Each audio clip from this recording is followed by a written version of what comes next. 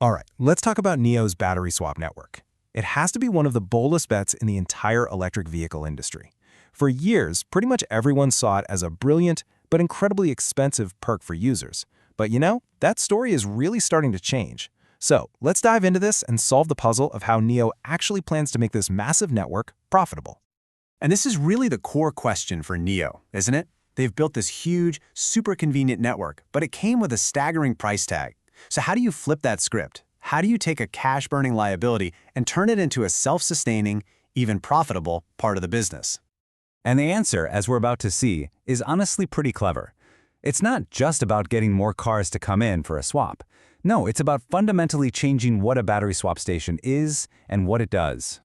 For the longest time, this was how everybody saw it, and you can't blame them.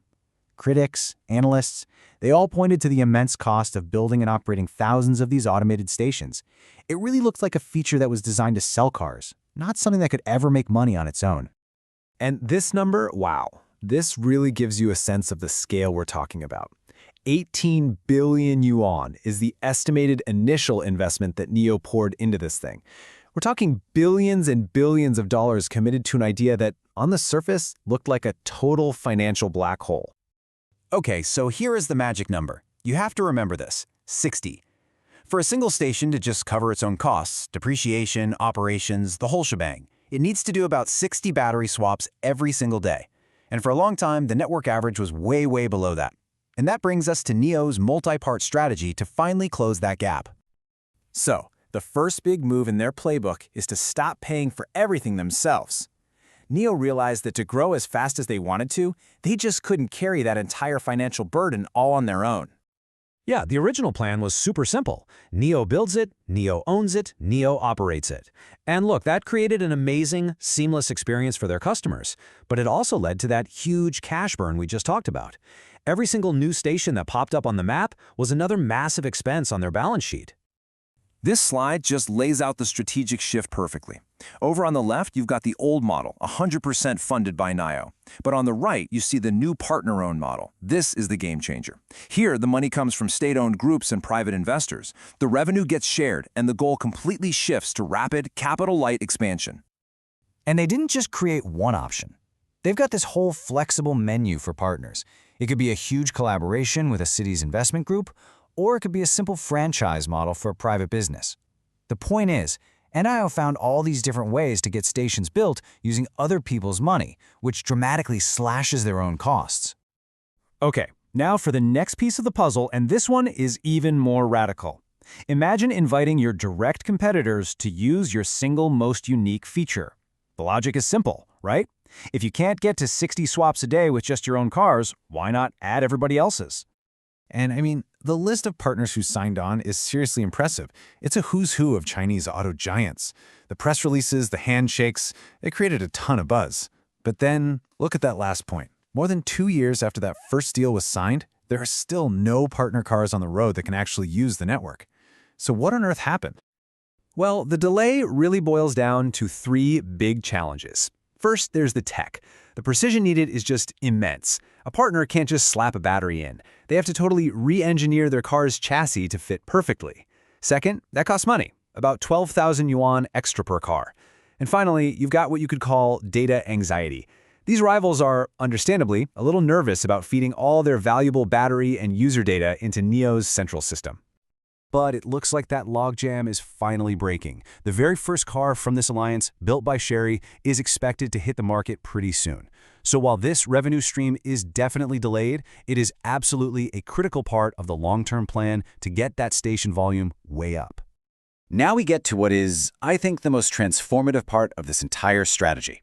What if a station could make money even if 0 cars showed up all day? Well, that's what NIO is doing. They are turning their swap stations into miniature power plants. And this is just a brilliant way to see the two-pronged approach. In a super-dense city like Shanghai, a station's job is simple. Swap batteries for drivers as fast as you can. But out in a more remote area with way less traffic, the station's main customer isn't the driver at all. It's the local power grid operator. They do this through something called a virtual power plant, or VPP, Basically, by connecting hundreds or even thousands of these swap stations, NIO can control them all as if they were one single entity.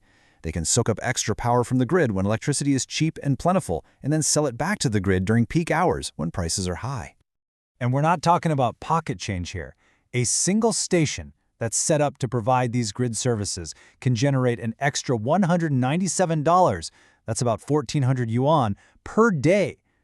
This is a totally new revenue stream that has absolutely nothing to do with swapping car batteries. So, here's the crucial part, how this completely changes the math. Remember that magic number, 60 swaps? Well, with this extra income from the grid, the new break-even target for one of these VPP stations drops all the way down to around 46 swaps per day. The VPP income basically acts as a powerful subsidy, making profitability so much easier to achieve. So, let's recap. We've got shared costs, we have more car brands coming soon, and we've got a whole new way to make money from the grid. Now let's put all these pieces together and see what the actual road to profitability looks like. This table just lays it all out so clearly. You see, in 2024, with an average of only 32 swaps a day, the division still lost over 3 billion yuan. But now, look at the projection for 2026. As NIO's cheaper Envo brand takes off, as that VPP income really starts to grow, and as those first Alliance cars finally get on the road, the average swaps per day is expected to cross that magic number of 60, and that puts the entire network right on track to break even. So you see, the path to profit is like a set of interlocking gears. Costs go down thanks to partnerships, volume goes up thanks to more cars on the road, a whole new revenue engine is fired up by selling power to the grid. And all of this is built on top of the stable foundation of recurring revenue from their battery-as-a-service subscriptions. It's a complete top-to-bottom transformation of the entire business model. And this leaves us with a pretty fascinating final thought. When you step back, NIO isn't just competing with other car companies anymore. They are building a distributed energy utility. And so the real question for all their rivals is no longer just about charging speeds. It's about a much bigger choice. Do you partner with this new kind of energy giant, or do you risk trying to compete against it?